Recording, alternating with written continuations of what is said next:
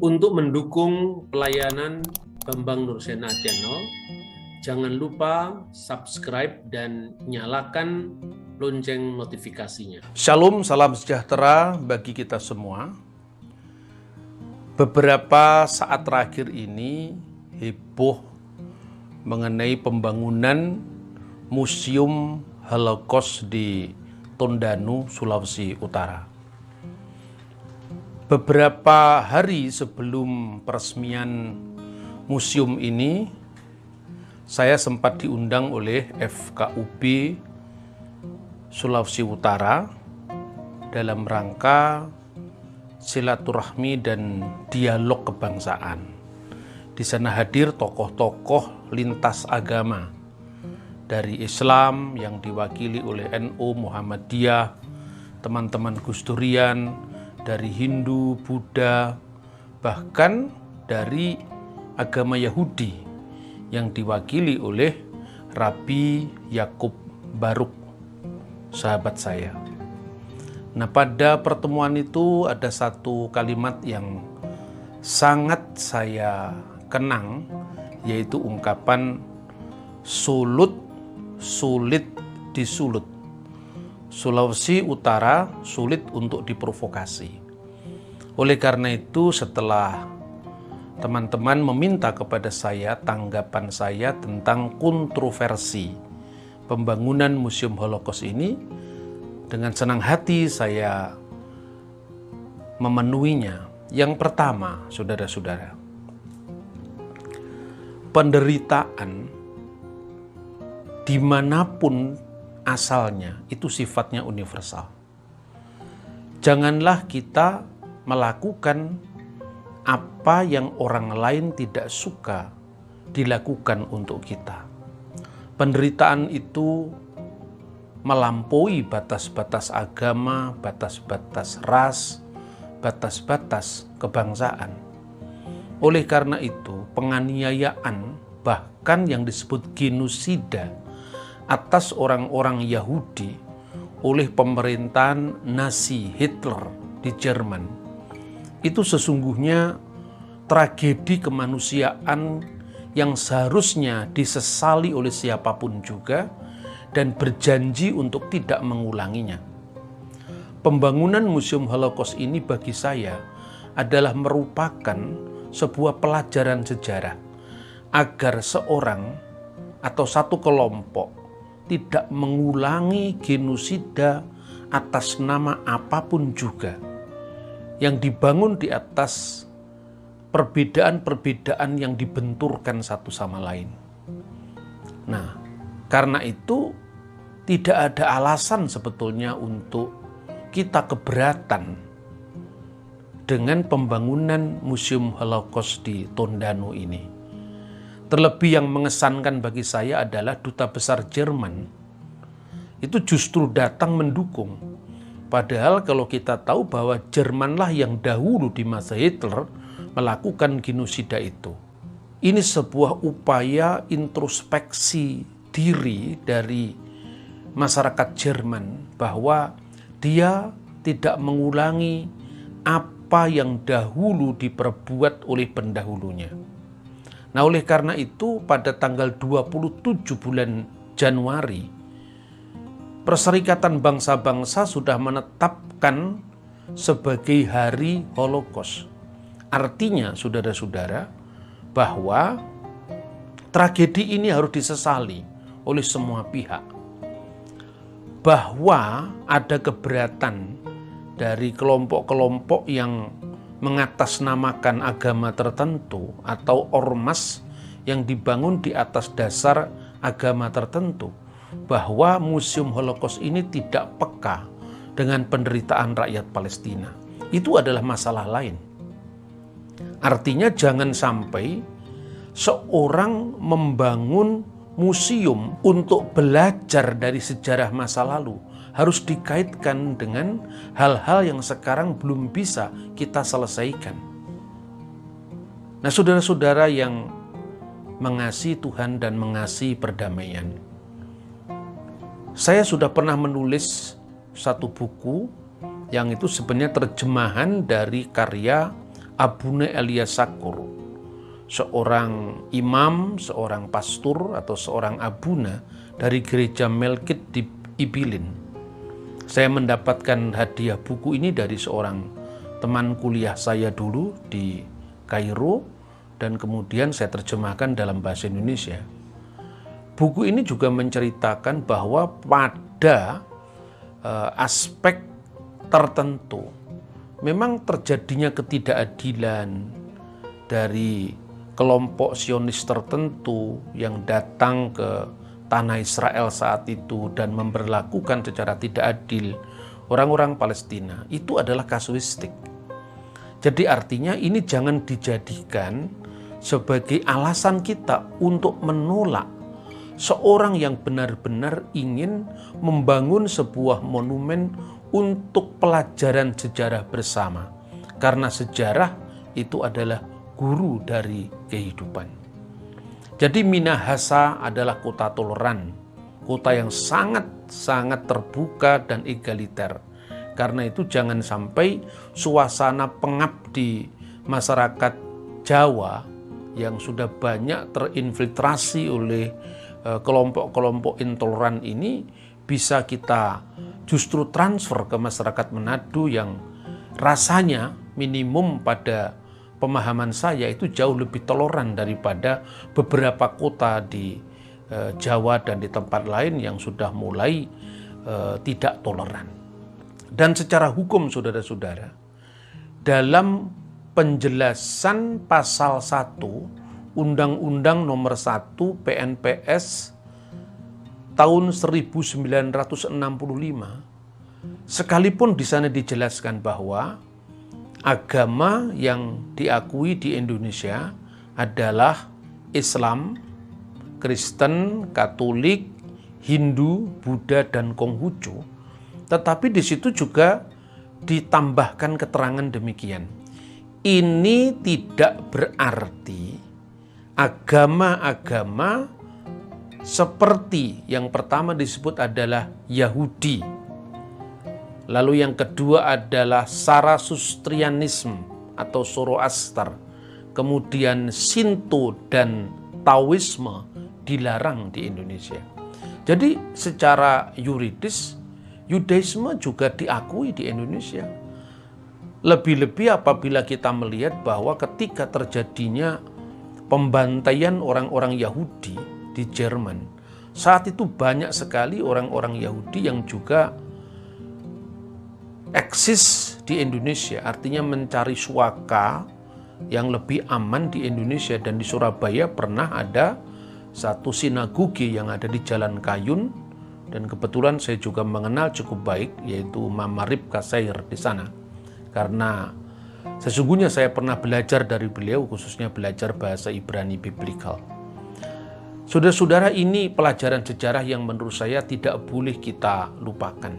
Jadi sebetulnya kekejaman Hitler khususnya pada saat-saat melakukan genosida terhadap orang Yahudi itu didasarkan atas pemahaman nasionalisme yang sempit. Ungkapan Jerman über alles, tidak ada bangsa yang setinggi Jerman, itu sesungguhnya merupakan akar daripada segala kegiatan kekerasan yang dilakukan oleh Hitler. Apakah ini dibangun di atas dasar agama? Tidak. Karena sesungguhnya Nazi itu ingin membuat sebuah pseudo religi yang dikenal sebagai New Gospel, yang disebutnya sebagai nasional sosialisme, sebagai pengganti dari Injil yang sebenarnya. Karena itu di mata Hitler dan para pengikutnya bukan hanya Yudaisme, Kristen yang juga dominan di Jerman itu dianggap melemahkan darah Arya yang di atasnya dibangun egoisme kelompok atau chauvinisme Hitler itu. Mengapa Kristen juga dianggap melemahkan nasionalisme Jerman? Karena kekristenan melakukan proselitisme, sehingga itu dipertentangkan dengan Nazi. Dan ini bisa dilihat dari catatan sejarah. Tahun 1933, itu ada perjanjian antara Jerman dan Vatikan. Tapi setahun kemudian, Dr. Erich Kästner sebagai perwakilan dari gereja Katolik itu dibunuh dan biarawan-biarawan itu diadili, dimeja hijaukan dan dituduh dengan tuduhan palsu. Maka atas peristiwa ini Paus Pius saat itu mengatakan bahwa Hitler itu laksana menggemuruhkan awan badai perang religius yang sangat destruktif, yang tidak ada tujuan lain kecuali tujuannya adalah untuk membunuh. Tapi apakah reaksi Hitler terhadap kutukan Paus ini? Justru dia melakukan langkah yang lebih frontal dan lebih kejam, bunuh semua Yahudi hanya untuk meredam kritik Paus. Jadi sebenarnya seandainya tidak ada tuduhan saat itu bahwa orang Yahudi telah berkhianat sehingga Jerman kalah perang dunia, mungkin juga kekristenan menjadi korban yang sama-sama brutalnya terhadap apa yang dilakukan Hitler atas orang-orang Yahudi, di mana sekitar 6 juta jiwa melayang dengan cara-cara penyiksaan yang tidak manusiawi. Oleh karena itu, pembangunan museum ini sebagaimana saya juga pernah saksikan di Yerusalem, yaitu Museum Yad Vashem. Bahkan sejujurnya saya harus mengatakan, tempat pertama yang saya kunjungi di Israel ketika kali pertama saya datang ke Israel, yang pertama adalah tembok ratapan karena alasan religius, bahwa inilah tembok barat atau Hakotel HaMa'arifi yang tersisa setelah Beit Hamikdash atau Baitul Maqdis itu dihancurkan oleh Jenderal Titus tanggal 5 Agustus tahun 70 Masehi karena alasan religius. Dan yang kedua adalah Museum Yad Vashem karena alasan kemanusiaan. Oleh karena itu, ketika sesungguhnya orang Jerman atau negara Jerman menyadari kesalahannya di masa lalu dan berusaha untuk melakukan langkah berani memaafkan sejarah, kenapa justru ada pihak-pihak yang justru menyalakan dendam sejarah? Ketika orang membangun rekonsiliasi atas nama kemanusiaan, kenapa orang mengangkat fanatisme agama atau aliran? Ini sesungguhnya bertentangan dengan nafas ideologi kita, yaitu Pancasila. Oleh karena itu, dalam pidato 1 Juni tahun 1945 yang akhirnya diberi judul oleh Kanjeng Raden Tumenggung Dr. Rajiman Widyodiningrat, lahirnya Pancasila. Saat itu ketika Bung Karno menawarkan nasionalisme atau kebangsaan Indonesia yang akhirnya dirumuskan menjadi Persatuan Indonesia sebagai sila dari Pancasila, Bung Karno berbicara bahwa nasionalisme Indonesia bukan nasionalisme yang chauvinistik, bukan nasionalisme yang dibangun di atas dasar fanatisme kebangsaan Indonesia uber alles, tidak. Tetapi nasionalisme Indonesia bukan nasionalisme chauvinistik. Nasionalisme Indonesia adalah nasionalisme yang tumbuh subur di taman sarinya internasionalisme.